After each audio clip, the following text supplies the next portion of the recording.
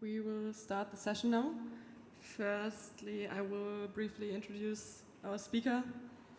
Mrinank is a machine learning PhD student at the University of Oxford in the Department of Stats and is affiliated with FHI. And his talk will be about finding a home within the AI alignment community. First, there will be the talk, and then in the end, there will be a Q&A session. So if you have a question during the talk, maybe make a note, and then in the end, we will have an interactive Q&A opportunity. There you go. Yeah. Hello, everyone. First thing I'd like to say is it's a really warm welcome to everyone here. It's really wonderful to see so many of you, wanting to contribute towards the development of safe and secure AI that sort of goes well for humanity. I changed the title a little bit. It was originally "How can you contribute?" But I kind of prefer finding this framing of finding a home within this community. And if you want, there is a home here for you. And I also just really hope you're finding EAG, a warm, nourishing, enriching experience. Cool. So if this is all you wanted to hear about, you're in the right place. So who's this talk for? Well, if you're somebody who wants to contribute to broadly speaking, broadly construed, want AI to go well, but you aren't quite sure how, and you hear a lot of people talking about safety research or these technical people, and maybe that's not quite my thing. This is the talk for you. We will be talking about safety research and technical research, but we'll be talking about lots of different things. In short, we're going to talk about different ways that you could contribute and some suggestions to how you might test your fit for them. And all in the service of helping you find your home in this community, one that works for you and helps you contribute to this field the best you can, if you want to do that. And yeah, all that sounds good. Again, you're in the right place. But first, I'd just like to say that, I think EAG, it can be really wonderful, lovely experience, really, really great, really, really enriching. But difficult things can come up, like imposter syndrome, stress, stuff like this. So I have, a reminder is this conference, this talk, this experience is for you to get the most value from. It's really for you. So, I'll give you just a minute or so to just check in as an invitation, what actually feels helpful for you right now. Maybe coming to this talk is really, really helpful, really, really great. But, maybe you're really tired, didn't sleep so well. Maybe you want to go and have a nap, or maybe you want to go grab a coffee and stuff like this. And, don't worry, I won't take it personally. But just really emphasize, what are we doing here? It's so much helpful for you. So I'll give you a minute or two of silence. And if you choose to send this talk, it'd be really wonderful to see as many of your faces as possible. So it'd be really nice if people could come all the way from the back, all the way to the front, so I can see you and you can see me. If that sounds good, and if you want to stay at the back, also completely fine. So I'm just going to give you 2 minutes, and we'll see how many people just get out of this room.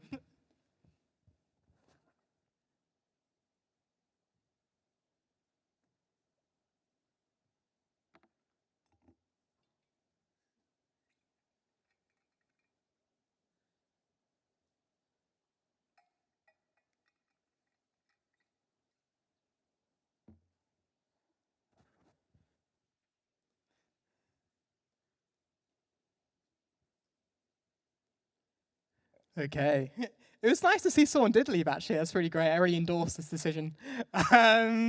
So what I'm going to talk about now is, very briefly, why might we want to work on helping AI go well in the first place? Might this be a good idea? And I'm just going to give some very quick overviews. And generally, the talk is here as a very brief overview of lots of different things. And suggestions for future reading. And you can find the slides by scanning the QR code at the bottom if you'd like. And here are some places to look. But I don't know how many of you are on Twitter. But on Twitter, people are kind of going crazy about this AI art generator called Stable Diffusion.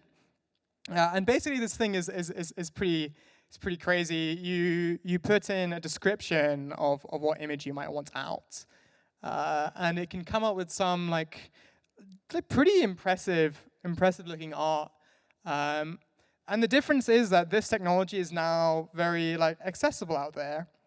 Like anyone can use this.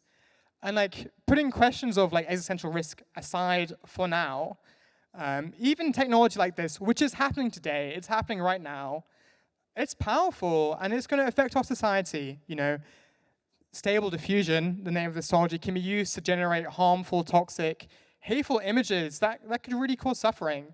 You know, it can put artists out of jobs. It's changing society, and really, it's happening like right now. We know already that sort of DeepMind developed AlphaFold 2, like massive breakthroughs on protein folding. You know, GitHub. I don't know how many people you know software, but like really big, you know, like tool for like software development.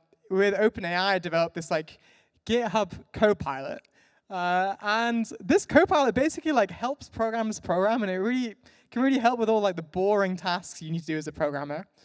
And again, this is happening right now.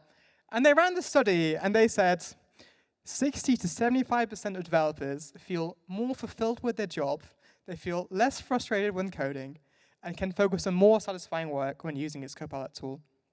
They say it helps developers preserve mental effort during repetitive tasks. That's about 90% of the people who did the study. And I'm sure the study is biased or whatever. But I think the claim I'm really trying to make here is this technology is powerful, it's here to stay, and you know, in some sense, the handoff, the use of this technology in our society, it's happening really right now. It's happening right now. It's happening very fast. This progress is surprising to a lot of people. It's surprising to me. But there are a lot of problems here. You know, there's technical problems.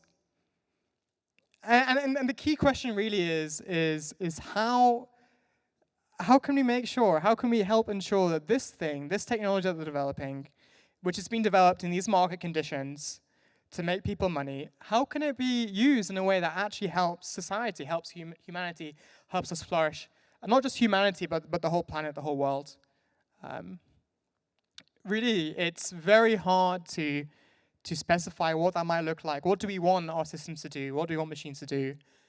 And it's also really hard to get these machines to do what we specify to do it in a safe way. And I'm not going to go into that now, but these arguments are serious and severe enough that there is, you know, some people say they estimate catastrophically bad outcomes for the future of our species, the future of our nature, our wildlife within the next 50 years.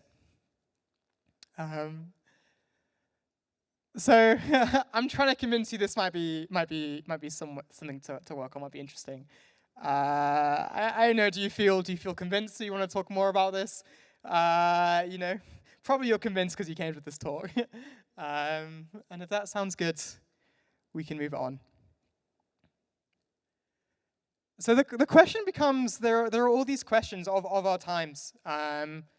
And then how can we as people like find a home in this community? How can we find a place in this community that we can contribute that like works for us? And what I'm going to do is I'm just going to go for a bunch of different options. And it's going to be by no means an exhaustive list. By no means an exhaustive list. But maybe I'm just planting some seeds, giving you some ideas for where you can start looking, and maybe a little bit of inspiration. And I'm going to focus a little bit like outside of research. And don't get me wrong, research is like really, really important. But I think some people can be discouraged. I'm not a researcher. I don't want to do research. Maybe there isn't a home here for me. And that is not the message. If you want to contribute to this field, there is a place here for you. Okay, so the first thing I'm going to talk about is generally like field building, getting more people working in this community, you know, giving talks like this, speaking to people at like EA events, speaking to people at non-EA events, speaking to people, so you can get more people in the area. You can also like really help people skill up.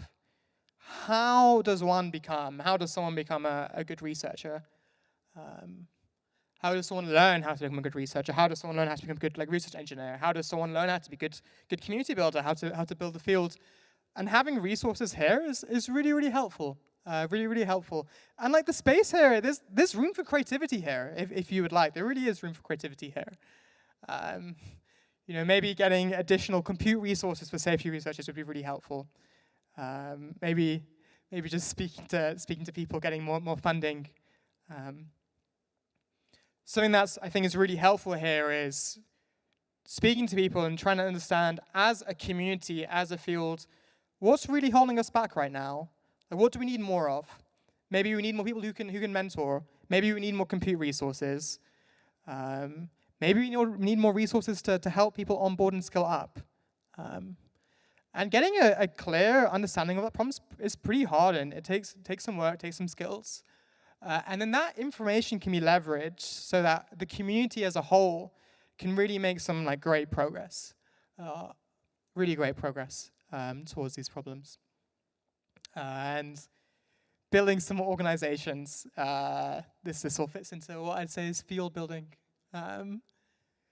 So what type of skills might you need to help with field building? Well, having communication and people skills is really, really important. But I think more crucially maybe is sort of synthesizing information from all these different sources within the field, and then understanding what the key bottlenecks are, and then communicating this to other people. But of course, the specific skills you might need does depend a little bit on the project you might do. So one option I'd suggest, if you wanted to test your fit for this type of thing, is trying running a small project locally. Maybe you can run a small reading group, in your city, at your university, something like this. And that could get you just a little bit of a flavor. What is it like to speak to people about AI? What is it like? What are people needing in this space? And here's just a link of some potential small projects you might like to try. Yeah, and here are some examples. This post from my friend Charlie is really, really great. How to pursue a career in technical AI alignment, developing mentoring programs, running groups, discussion groups, things like this. Okay. So I was going to move on to safety research, but I will give people an opportunity if there's a question at this point. If you want to ask something. Absolutely. What's your name? Hi, Albert. What's your question?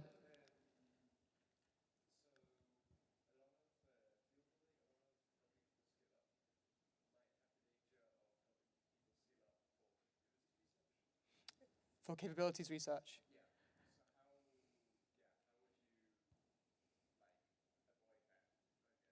So if I'm hearing you right, I think my friend Albert over here is saying that if we skill people up, maybe what we're just doing is where people are getting skilled up and then doing capabilities research, and then making their overall AI thing go faster, and maybe we don't want that. Yeah, sounds like a pretty tricky problem.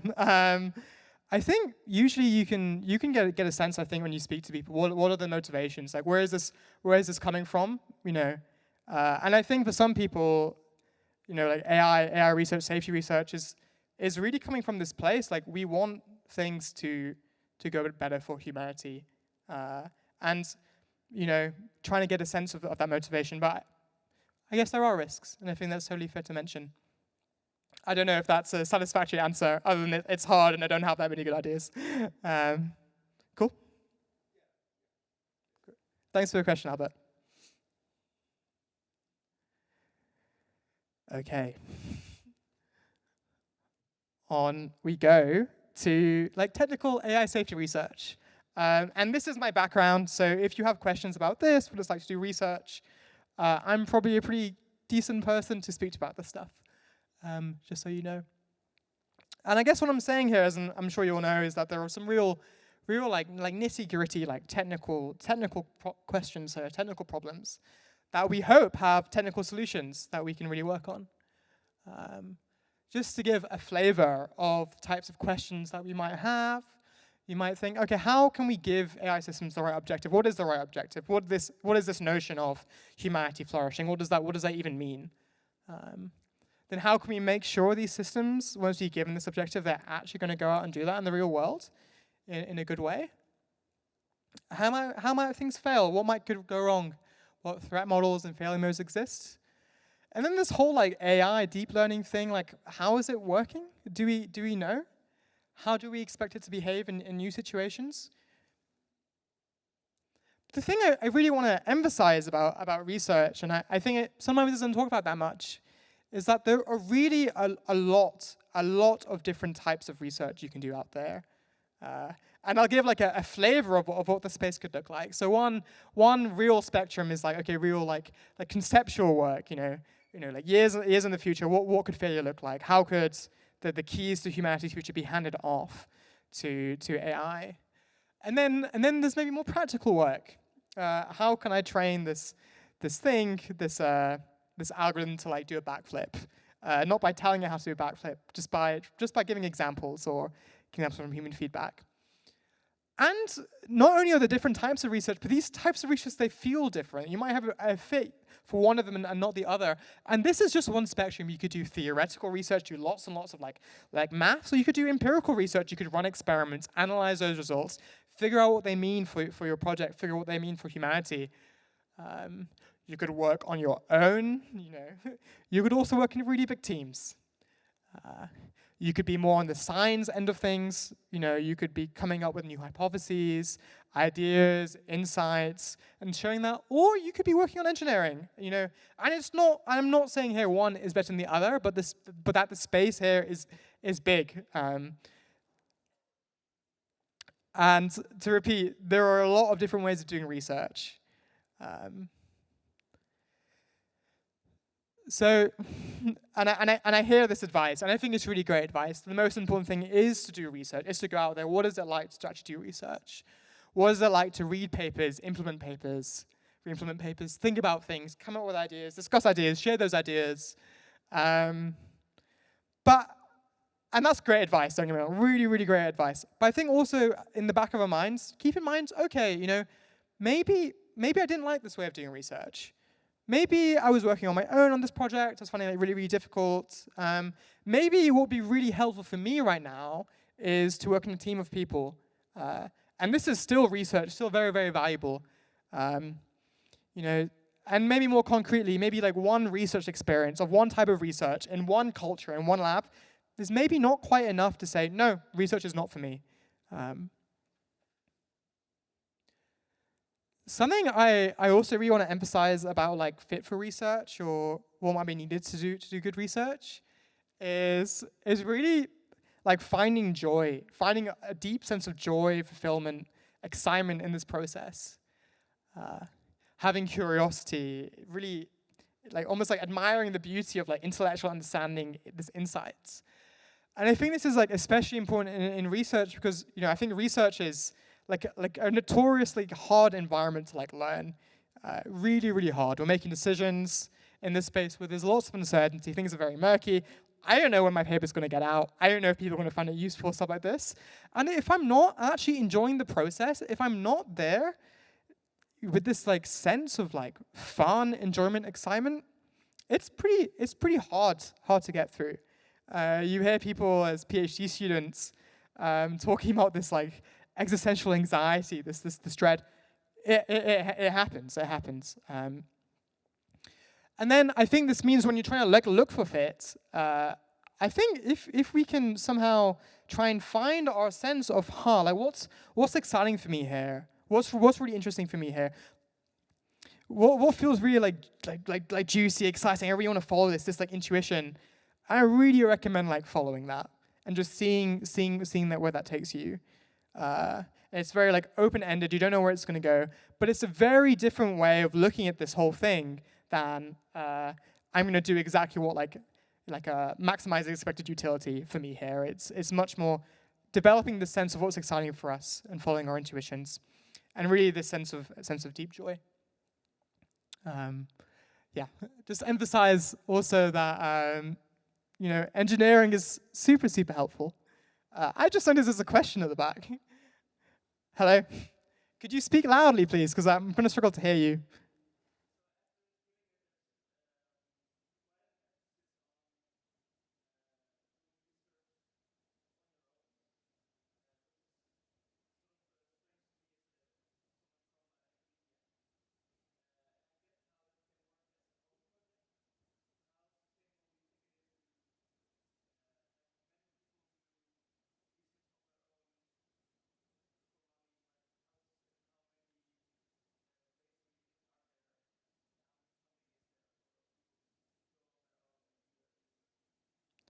Thanks for your question. What's your name? Raphael. Yeah. Cool. So Raphael asked this question. There's this I think this romantic idea in our society of the sole individual researcher working on their own, thinking really hard about this problem and coming up with a solution. But maybe this isn't sustainable for us as a field. Maybe it's not good for people. Maybe there isn't funding for this. And I think there is very much in our society this romantic. It's like a romantic idea of this like sole researcher doing the research on their own. But I think in reality, to be honest, I think usually really good research happens in teams with a diversity of ideas. I think it's sort of hard to say about like the funding landscape. Probably it's okay. I don't think I have any good thoughts here, but I think I want to emphasize here that like different people are different. For some people working on their own on a project, fantastic, really, really great. They love the autonomy. They love the focus you can get here. And I know for other people, what's helpful for them is to work on a big team where there's lots of people and there's this big team effort, this collaboration. And really, we don't know where we fit on this spectrum. We don't know really until we try. So I just want to emphasize it's not like a one-size-fits-all approach, but really like sensing into what is right for us, what is the right way that we can contribute in this space. Yeah, I think there was another. I hope that answered your question. And if you want to talk more about this, just hit me up or something. Thanks. Yeah.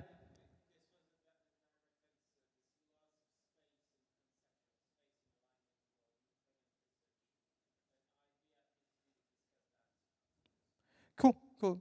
Yeah, I don't know if you heard, but my friend here was saying there's lots of space and lots of room for individual research. So maybe you two can like have a one-on-one or something later today. You can see where each other are. Yeah, so here are just some pointers about resources, how you could like get into research, like scaling up in research. Just some things to check out if you're interested. Cool. And then there are a bunch of other types of research you could do, not like direct safety work, or not direct like AI engineering work, but there's, again, key, challenging, like nitty-gritty technical questions around AI governance. How can we shape, change, affect like the social and political environment in which AI is being developed, such that AI actually goes well for humanity? How can we mitigate risks from like really advanced AI systems being usable by actors with like who have like malicious intent? They want to like harm or something like this. Very roughly speaking, I'd like sort of suggest scaling up and testing fit in this area in sort of a similar way that you'd sort of approach research more generally. And I realize I'd like to make myself a little more clear. I think like great ways of testing fit for research is trying out, really like doing research, trying out projects, trying out internships, working with different people, keeping in mind research. There are many ways of doing research. So that's all I'm going to say about like AI governance and policy research. But I think approaching this in a similar way to general research makes a lot of sense. Yeah, and then there's a whole range of like potential like policy careers. So we have researchers who are trying to think, okay, what's helpful here? What's helpful in society? What policy could we change? And then there's the gap of like working out what good policy is and ensuring or increasing the chances of that policy like actually gets enacted in our environment, in our like cultural systems, and pretty difficult stuff. We need people who can sort of help through like advocacy, through implementation. And again, the sort of skills here really like having a good understanding of the policy, being able to talk to policy governance researchers, but then being able to synthesize, understand, and communicate this in ways that are effective and compelling for maybe politicians or people who are making political decisions.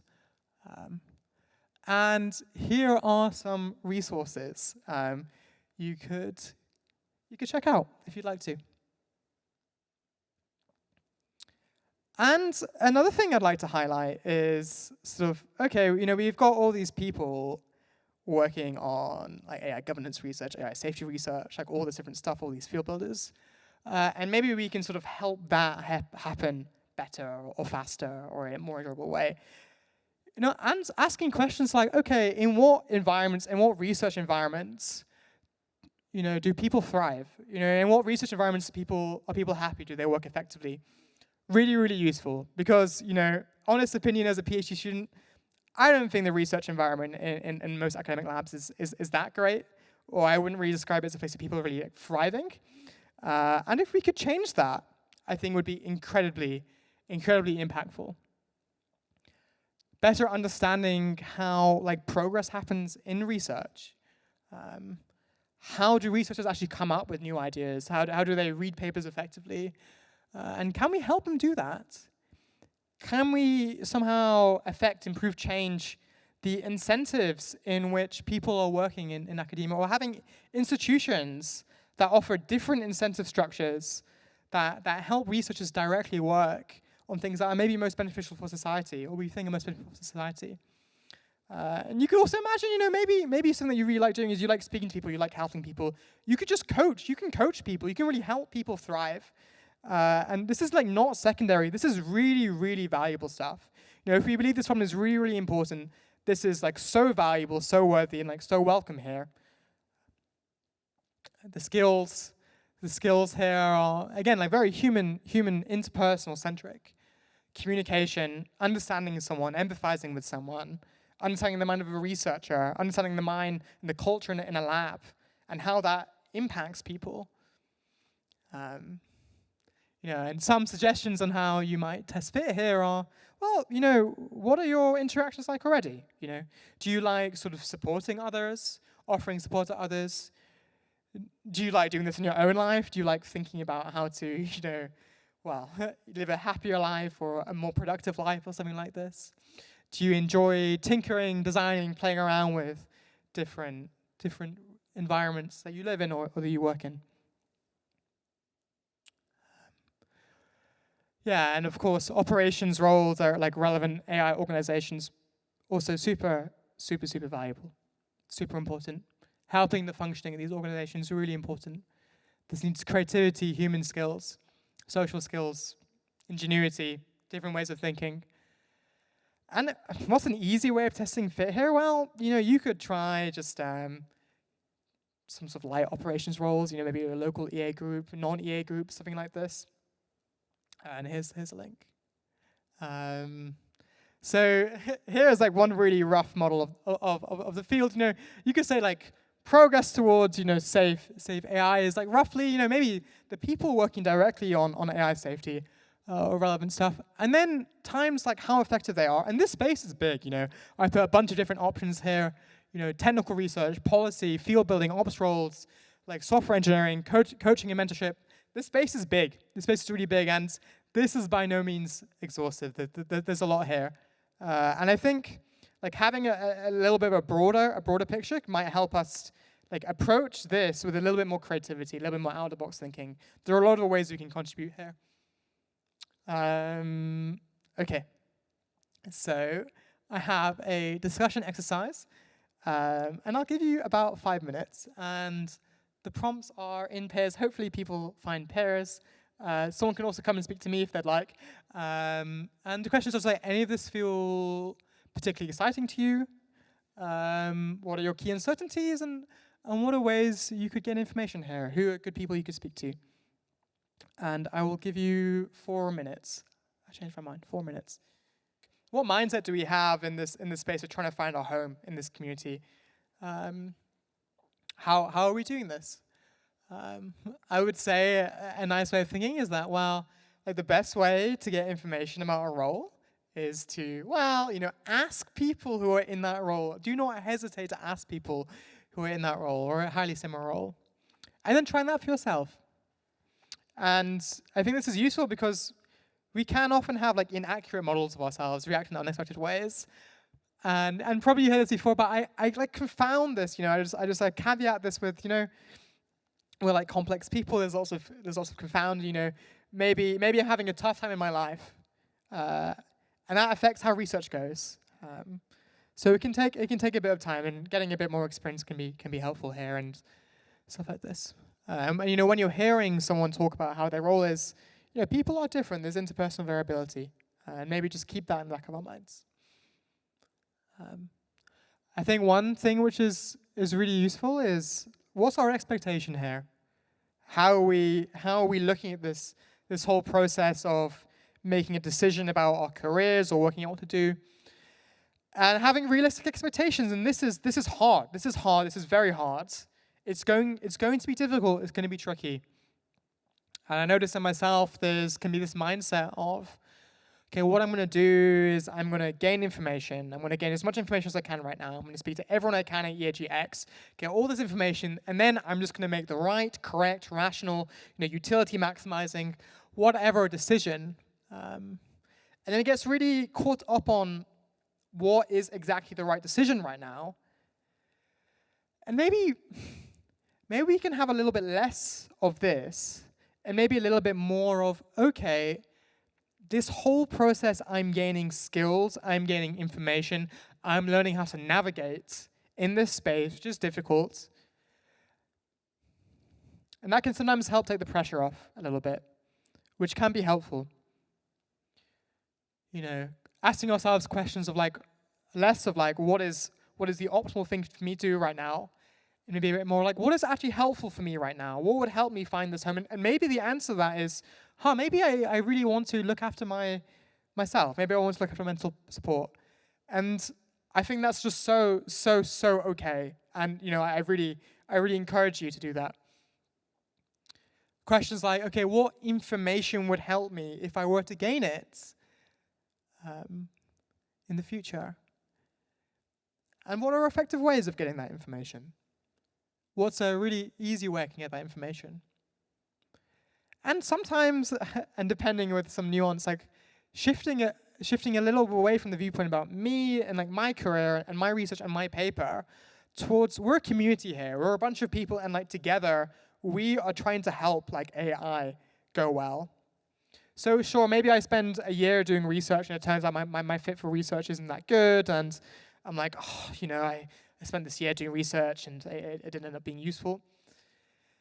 And I think shifting that from, this year wasn't useful, to be hold on a second, that year, incredibly useful. Because for one, you've learned about yourself, you've learned about what it's like to do research.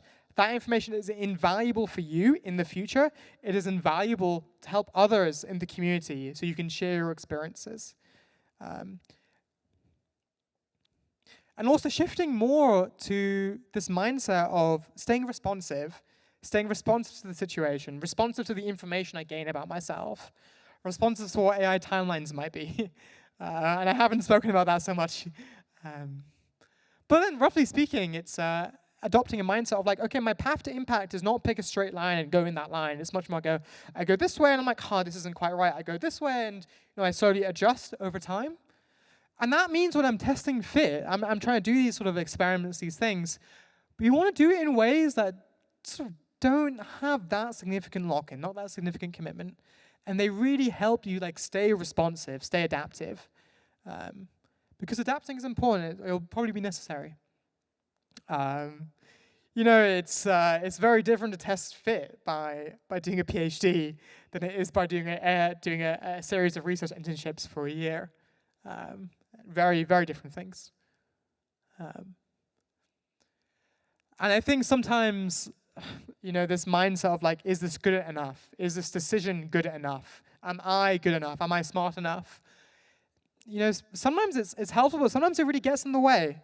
And I just ask, is it possible to let go of good enough, smart enough, while still wanting to work, explore this space? Holding a real aspiration, I want to contribute here, we want to contribute here. This is an important problem, we will need help. And there will be ways for you to contribute to this space, big or small. You can contribute to this community, to the space, if you want to. There is a home here for you, if you want that. And if you don't want that, that's also totally fine. I'm really not saying that you should work on this or you have to work on AI or anything like this. But if you feel motivated by the problem, you're not sure what to do, as I said, there is really a home here for you. Here are some like other pointers. One thing I just want to emphasize is do not underestimate the value of like a good cold email. Reaching out to someone you don't know. Like as a PhD student, if someone sends me an email saying like I'm interested in your work, it's such a joy. It's such a gift. I would like really appreciate that. And maybe holding that mindset can help you have a little bit of courage to reach out you would to someone you wouldn't have otherwise for some help, maybe to collaborate on a project or something like this. And again, you can just check out these slides. Some of these resources are really good. And we are coming to the end of the talk. If you'd like to hear more, please email me. My email's at the bottom, or you can follow me on Twitter. I'm more than happy to have a quick call, answer any questions. I'm holding office hours today from 2 to 3 p.m. I think it's at Newton. And I have a few more one-on-one slots if you would like that. And I would like to close with one of my favorite poems, actually. Again, really sort of against the sense of like pressure, urgency, intensity, that these sort of decisions can bring in, and shifting more to this mindset of like this work we're doing here, it can be a gift which we are giving from our hearts. And I think it's a very different way of looking at this work. So I will read this out. And today, like every other day, we wake up empty and frightened by the possibility of, like serious existential risk from AI. Don't open the door to the study and begin reading. Take down the musical instrument. Let the beauty we love be what we do. Let the beauty we love be what we do. There are hundreds of ways to kneel and kiss the ground. And really like infusing our work, infusing our research with this deep sense of joy, this deep sense of like gift. We are doing this from this place of like love, really. And I think it's a very different way of looking at this, and potentially like liberating, maybe a little bit radical. So yeah, if you're feeling inspired, you want to give me some feedback or you want to chat, I'd really appreciate that. And yeah, the stuff's here. We have like, I think 3 minutes left, so we can take some more questions if you like. And yeah, thanks so much for your attention. And yeah, wishing you a really wonderful experience for the rest of your time here. Thanks so much, everyone. Cheers.